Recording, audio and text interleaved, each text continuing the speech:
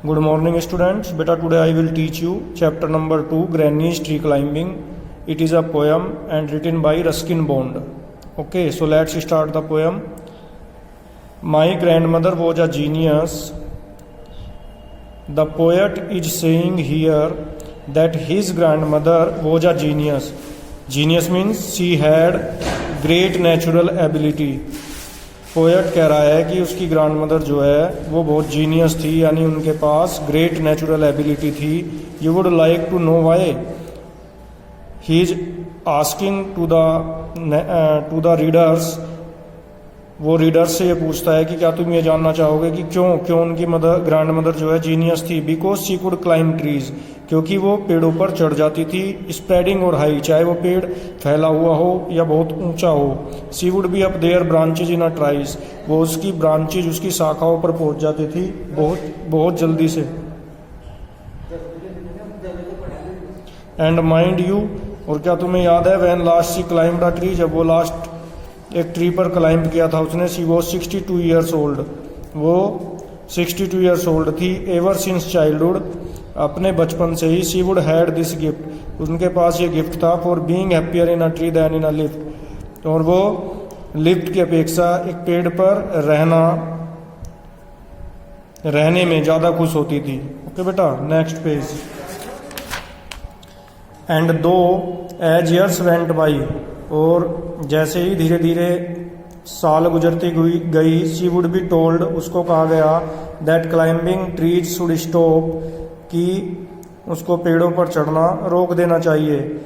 When one Guru old, जब कोई बूढ़ा हो जाता है तो उसको पेड़ों पर चढ़ना रोक देना चाहिए. And that growing old should be gone about gracefully, और उसे क्या करना चाहिए, बूढ़े होने पर ग्रेसफुल्ली रहना चाहिए. शी वुड लाफ एंड से, इस बात पर वो हंसती थी और कहती थी, well I will grow old disgracefully, मैं क्या कर सकती हूँ, मैं डिसग्रेसफुल कहलाना ज़्यादा पसंद करूँगी.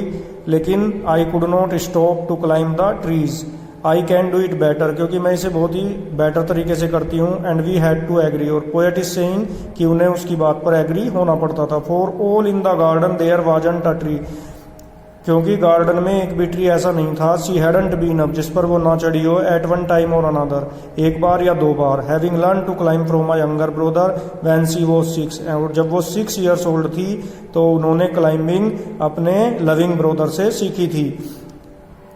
But it was feared by all, लेकिन सारे फैमिली मेम्बर्स को ये फियर होता था. That one day she would have a terrible fall, कि एक दिन वो बहुत बुरी तरह से पेड़ पे से नीचे गिर जाएंगी.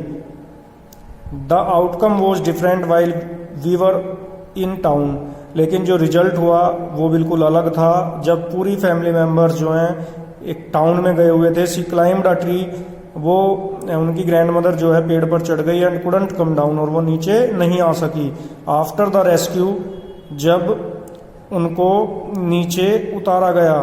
The doctor look grannies temperature and said, तो डॉक्टर ने ग्रैनी का टेम्परेचर लिया और कहा, आई स्ट्रोंगली रिकमेंड, कि मैं स्ट्रोंगली ये सजेस्ट करता हूँ, अ क्वाइट वीक इन बेड, कि इन्हें 1 वीक और 2 वीक का क्या लेना है, बेड रेस्ट लेना है. Okay.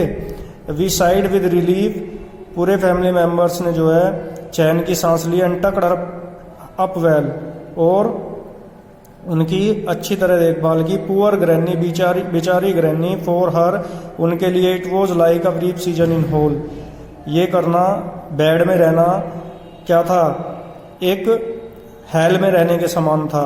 Confined to her bedroom, अपने बेडरूम में कैद होकर. While every breeze whispered of summer and dancing leaves, जबकि समर सीजन था, उसमें पेड़ों की पत्तियां जो है हवा चलने पर ऐसा लगता था जैसे कि वो स्प्रिंग कर रही हैं, और लीव्स जो हैं वो डांसिंग कर रही हैं. But she had her fees till she felt stronger, लेकिन उन्हें शांति से काम लेना पड़ा जब तक कि वो क्या ना हो जाएं, रिकवर ना कर जाएं फीवर से. Then set up and said, और एक दिन वो बैठ गई और उन्होंने कहा, I will lie here no longer, मैं यहाँ ज़्यादा लंबे समय तक नहीं लेट सकती. And she called for my father and told him undaunted, उन्होंने पोएट के फादर को बुलाया और उन्हें निर्भीकता से कहा, that a house in a tree top watch, what she now wanted, कि उनके लिए पेड़ पर एक हाउस बनाया जाए। My dad new his duties, poet कह रहे हैं कि मेरे डैड को अपनी ड्यूटीज का पता था। He said that's all right, उन्होंने ऑल राइट बोला।